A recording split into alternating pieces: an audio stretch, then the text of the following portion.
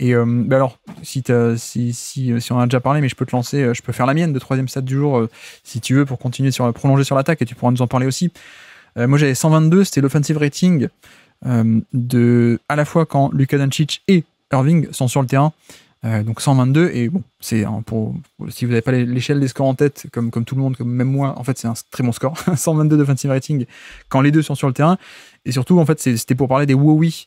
Donc les with or without you, c'est des stats qui mesurent avec ou sans un tel ou un tel. Et donc j'ai fait avec Luka Doncic et Irving. Et donc avec les deux, 122, ce qui est un score d'élite. Avec seulement Luka Doncic, 120. Donc c'est encore très bon, hein, évidemment. Avec seulement Irving, 120. Et sans aucun des deux, évidemment, ça chute à peine 100 points par 100 possessions, ce qui est un score très très bas. Mais pourquoi je voulais parler de ça, de ce WOWI, c'est parce que je me souviens que l'an dernier, on avait fait déjà le bilan 2023 des Mavs. On avait déjà cité ce chiffre. Donc le chiffre en 2023, c'était déjà 121, quand les deux étaient ensemble sur le terrain. Et pourquoi est-ce que je dis ça? C'est parce que, toi tu t'en souviens sans doute, mais l'an dernier, il y avait un peu des doutes de, oui, mais est-ce que vraiment Irving et Doncic, c'est compatible ensemble, deux gros porteurs de balles, etc., etc. Et comme dit, en fait, tu regardes les chiffres de l'an dernier, on en avait parlé, non, en fait, ça fonctionne les deux ensemble. Et cette année, de nouveau, ça fonctionne. Et cette année, en plus de la saison, les playoffs, ça a aussi très très bien fonctionné. Pourquoi? Parce que Luka Doncic et Irving, c'est pas le même type de porteur de balle, déjà. Et que surtout, Irving est un fabuleux shooter, un shooter d'élite qui fait que, ouais, en fait, tu le mets juste à côté de Doncic à une passe près, grosso modo. Et dès qu'il y a une aide qui vient, ça fait un kick-out. Et ça fait des productions. Je pense qu'on peut un peu mettre de côté les doutes sur est-ce que les deux peuvent fonctionner ensemble en attaque. Oui, je me souviens très bien. Je sais pas si on avait fait ensemble ce podcast, mais par rapport au fait que effectivement, en fait, les chiffres sont déjà élites quand les deux mecs sont ensemble et qu'il y avait aucun doute sur le fait qu'ils pouvaient jouer, que les deux pouvaient jouer ensemble. Et je comprends totalement que, aux yeux du grand public, au vu de ce qu'on a, de la saison affreuse qu'on a faite, même si à la fin on a fait exprès de perdre des matchs, les questions me posaient, on entendait le fameux, il y a qu'un ballon au basket, machin, tous ces trucs-là. Mais en fait, c'est pas une surprise et du coup de toi aussi, mais je le disais dans les previews de la saison à venir, offensivement, ces deux joueurs, ça fonctionne. On sait que ça fonctionne. Il faut construire autour. Encore une fois, chapeau à Nico Harrison qui pour moi fait des excellents choix, surtout avec les moyens qu'il a. Mais on a des joueurs qui sont très complémentaires. Moi, ce que j'adore là-dedans, c'est ton troisième chiffre, c'est le fait que quand il n'y a pas Luka mais qu'il y a Kyrie, on est aussi à 120. Autant on s'attend à ce que quand il n'y a pas Kyrie et qu'il y a Luka, ça soit 120 parce que Luka était un des meilleurs joueurs du monde, si c'est le meilleur joueur du monde, etc. Mais on a un effectif qui, en l'absence de Luka, alors évidemment ça doit représenter un nombre de minutes limité, mais assez pour avoir des chiffres qui sont analysables. On arrive à avoir un effectif qui joue et qui joue bien. J'ai pas la stat là. Ce serait très intéressant d'avoir la comparaison, savoir si je vais dire n'importe quoi ou pas, sur le nombre de points en contre-attaque, le nombre de points rapides quand Luka est en dehors du terrain, ou une augmentation du pace quand Luka est en dehors du terrain. Mais en tout cas, au feeling, c'est quelque chose que j'ai beaucoup ressenti. On développe un autre type de jeu aussi des fois sur les séquences où Luka va sortir et on a Kyrie qui est en meneur. On sait évidemment qu'il il est plus capable de galoper que notre Slovène, et ça nous a donné des runs des fois, donc en fin de troisième ou en début de quatrième quart-temps, où on avait un jeu assez différent, enfin même très différent proposé que quand on avait Luka Doncic, parce que Kyrie garde beaucoup moins la balle et va bien plus faire tourner, mais quelque chose qui reste très efficace. Et donc c'est très rassurant en tout cas pour le collectif, parce que tu peux te permettre d'avoir différents types de jeux. Donc c'est-à-dire que pour les défenses c'est plus compliqué à s'adapter, il faut que tu prévois des schémas quand t'as les deux sur le terrain, quand t'as que Kyrie, quand t'as que Luka, et on peut donc avoir aussi des minutes qui restent dans des sphères assez raisonnables, parce que tu peux te permettre de reposer l'un ou l'autre de manière alternative, et tu sais qu'il y a l'autre qui va gérer sur le terrain.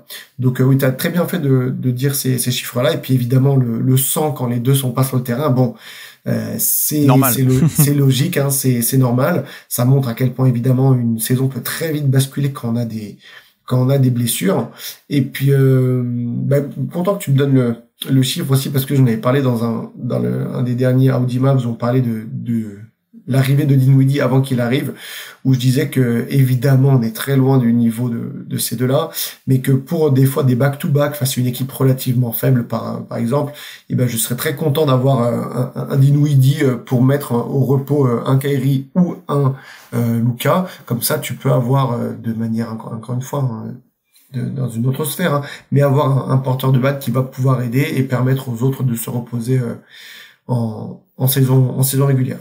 Mais ouais, non, vraiment ces deux joueurs fonctionnent très bien ensemble. On a eu la confirmation et ouais, tu l'as dit, Kyrie est un formidable shooter, c'est un formidable aussi joueur sans ballon. Il est là où Luka d'un côté il a pas trop pu montrer, et de l'autre je sais même pas trop s'il est si bon que ça, mais c'est vrai qu'il montre pas trop son jeu quand il a pas la balle en main.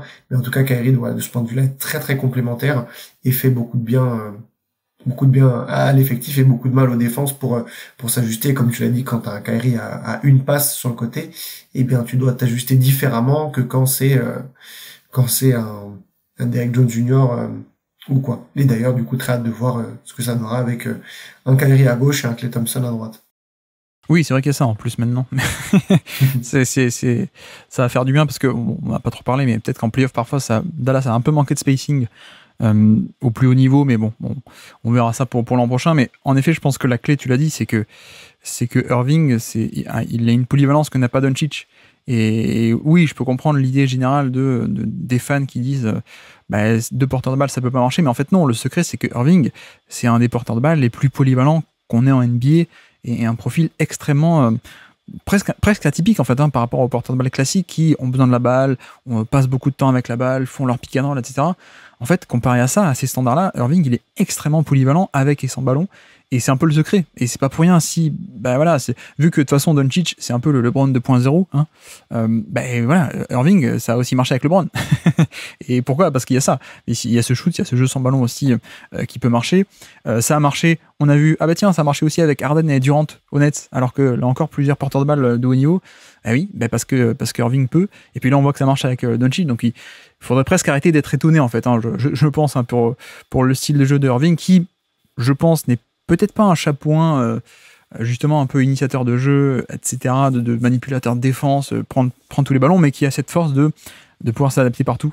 Et puis, c'est marrant, mais tu sais, comme il fait beaucoup de très jolis moves, très jolis drives, tout le monde le prend pour un driver d'élite, et en effet, c'est le cas, c'est un driver fabuleux.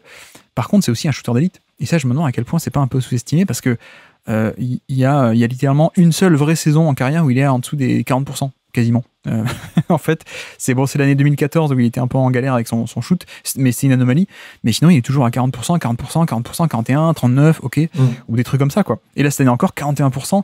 Et comme tu dis, il y avait ce côté tactique aussi, on a bien vu en playoff, mais pas qu'en playoff, mais en playoff, c'était évident Kid qui fait exprès de dire à Doncic, allez, tu drives du côté où on met Irving. On met que Irving, donc un seul attaquant, mais surtout donc un seul défenseur. Comme ça, quand l'aide se déclenche, il n'y a pas un deuxième défenseur qui est sur le même côté qui peut coulisser pour compenser. Et en fait, là-dessus, tu vois, Irving a été l'arme létale anti-aide face à Doncic, soit pour empêcher l'aide, soit pour la punir quand elle se faisait.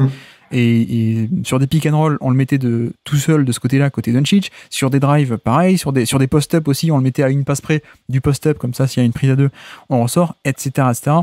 Donc ouais, pour moi, ça fait aussi partie de ces excellents fits. Je pense qu'on parlera tout à l'heure de Lively, mais la construction de l'effectif, elle est aussi magnifique là-dessus, parce qu'il n'y a que des pièces qui fit très bien avec Doncic. Et puis juste pour terminer, j'ai fait un petit filtrage en NBA pour terminer là-dessus. Il n'y a que 2 joueurs NBA qui répondent aux critères suivants. Plus de 1500 minutes cette saison, donc voilà, un temps de jeu, pas un temps de jeu anecdotique. Plus de 25% d'usage, donc un certain volume d'utilisation, pour pas prendre des joueurs un peu role-player anodins. Plus de 1,20 points par tir à l'efficacité, donc voilà. Et moins de 8% de turnover. Il n'y a que 2 joueurs qui répondent à ces critères, ils s'appellent SGA et Kyrie Irving. Voilà. Donc voilà, juste pour dire aussi le niveau de Irving, le niveau de propreté qui... Voilà, il faut aussi peu de turnover parce qu'il n'y a pas une prise de risque énorme dans les passes, c'est pas un passeur, mais de facto, en tout cas, on est sur ce résultat extrêmement intéressant d'un mec ultra efficace, qui perd peu de ballons, qui a une malléabilité en attaque qui est énorme, et je pense il fait quand même une grande saison après quelques années où, bon, c'était un peu de sa faute, mais quelques années un peu plus moyennes sur terrain, hors terrain aussi. Ouais. Là, je pense que c'est sa première vraie très bonne année complète, on peut dire, depuis quelques temps, quoi. Ouais, bah du coup je vais glisser une des stats que j'avais qui est fait beaucoup plus sur la tienne est évidemment très parlante, enfin est parlante, mais peut-être si on connaît un peu plus les stats. Du coup là la mienne qui est un peu plus grand public, c'est le fait que il est passé à rien du fameux club des 180, parce qu'il fait encore une fois, donc il a plus de 41% à 3 points, il a plus de 90% dans ses francs, et au niveau des tirs au global, ça se joue à rien, il est à 49,7.